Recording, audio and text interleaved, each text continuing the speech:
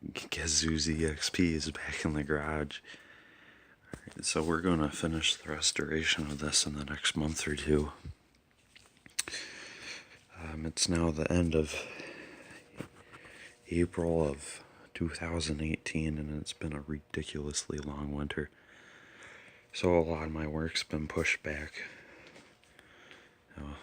a few weeks, so this got into the garage a little late in the season, but anyways, we'll finish doing body work.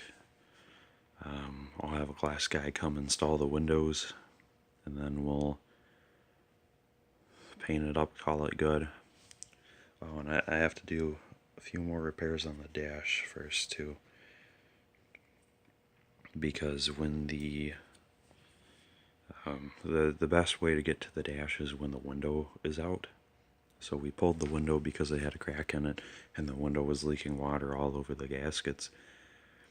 In fact, all the weather stripping in this car had gone bad around the windows. So it'd leak water in whenever you drove in the rain above like 25 miles per hour. It would roll right up the side of the window, collect up top, and then just drip down on you from the center. And then in the back, it would roll down the back window from each side, gather up right in the center, and then drip down into the carpet area.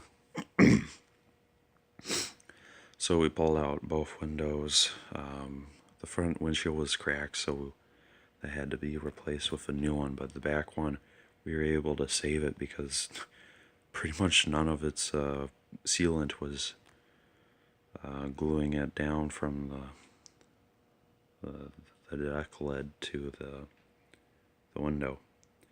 So that pulled up easy, and I still have it, and we'll reinstall it. But anyways, if you didn't know, this is the 1982 model with 4-speed stick, sport steering wheel, so there's no cruise control, but it does have AC, which means there's no power steering, and there's only the one mirror, no sunroof. So that's pretty much all the options on this thing. So when you take your EXP apart for restoration, this about is what it looks like. Normally I'd have the front nose off, so I could work on the nose individually, and same with side fenders and the hood, but I really needed them out of the way because the only other place to put them is on top of the deck later, because inside I got all my interior parts. So you can see the window channel. I won't go too deep into this.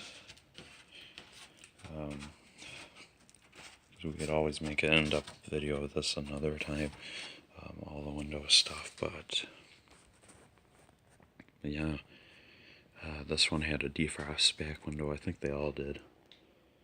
But I do get some weird dents and wrinkles to sort out here and there around the car.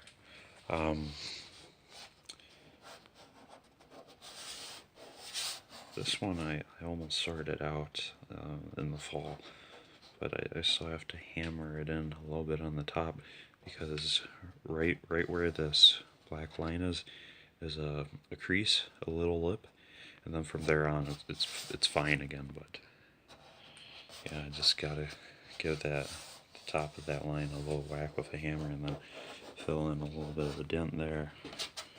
Got more dents there, and then I got a Bondo to fill back in here, and I'll get to that in a second here.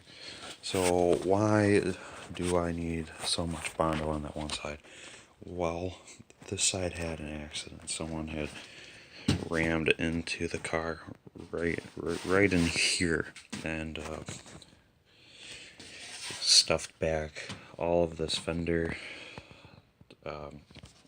flyer stuff. It caved all this inward, because it's supposed to be rounded with a nice tight line right here all the way to the end of the body, and then this is supposed to be flat, flat, flat, and then from here it curves down at you like a half pipe at a X Games or whatever.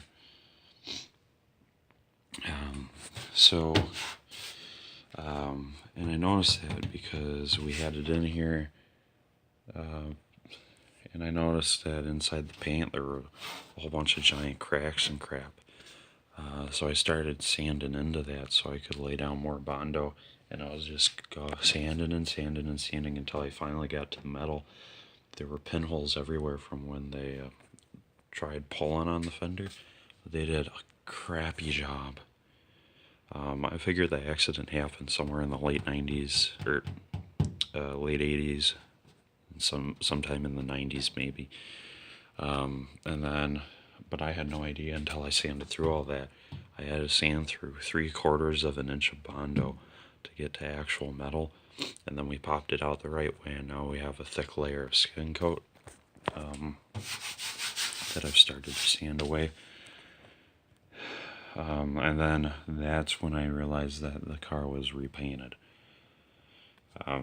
So I got this to do for body work, and when the accident happened, when someone struck this side, the back end of these are so light.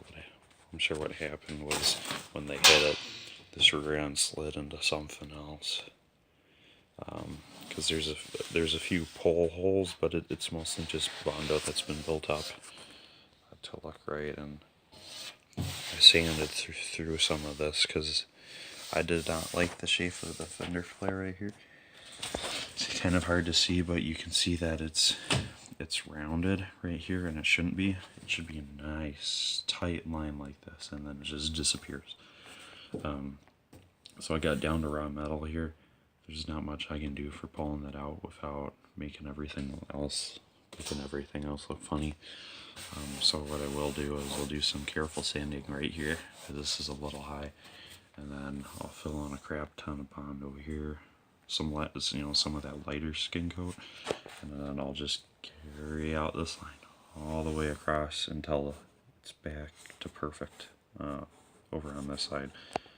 Then we'll be good to go.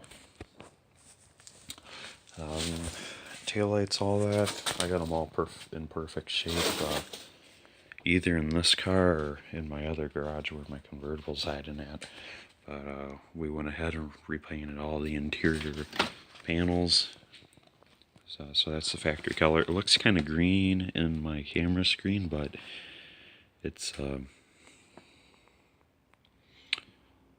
more of like a navy blue with a hint of purple, and then I got brand new carpet, and that's just navy blue with a hint of green. But you can only get carpet for the front, and getting it in blue was really hard to do, but I got it. The carpet in the back isn't easily replaceable because it's got them vinyl strips and then that metal bar that goes across. These quarter windows, we'll again make a separate video on them in the future, but you only want to pull these out if you're an absolute professional, because I pulled out the other side just fine, but this side I was working it. I was like 1.5 millimeters away from it popping out, and then I heard a click, and then psst, it all fell to the floor. I'm like, well, had to come out anyway. It was starting to rust down in here, so we'll paint it up right, and we'll do some other rust prevention stuff before we install it back in. But yeah, just a few more dents. The line kind of disappears right here for the door. There's a weird scratch and a dent there.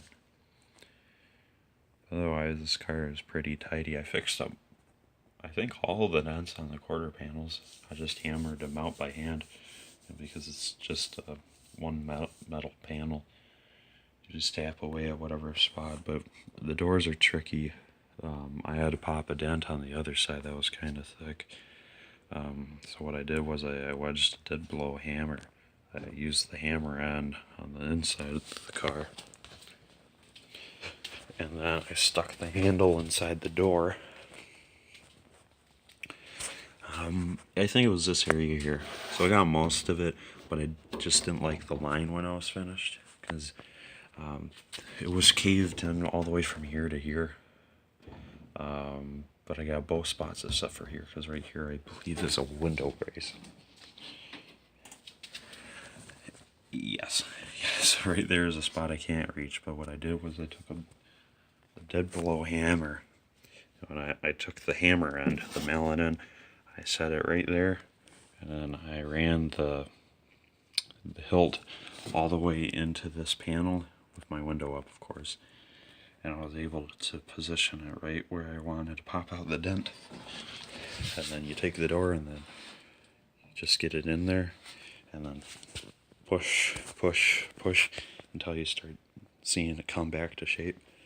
And then you maneuver it a little bit over to the next spot, and then push, push, push. And then when you're done, take the hammer out, put this in there, take a metal hammer and tap, tap, tap for anything that shoots over. But I had really good control, so I didn't need nothing came out too far, but so yeah, just minor stuff like this, weird door crinkles and whatnot. I'll get that fixed. You just need to tap that with a metal hammer and it'll go right back into place. My cones are in good shape. I do have the emblems elsewhere, but you can see where it's been repainted. This is what it got painted with. Kind of like a silvery bluish. In the photos I've seen of the blue EXPs, that's what I've seen on some cars. But that is what it's supposed to look like. That is what it looks like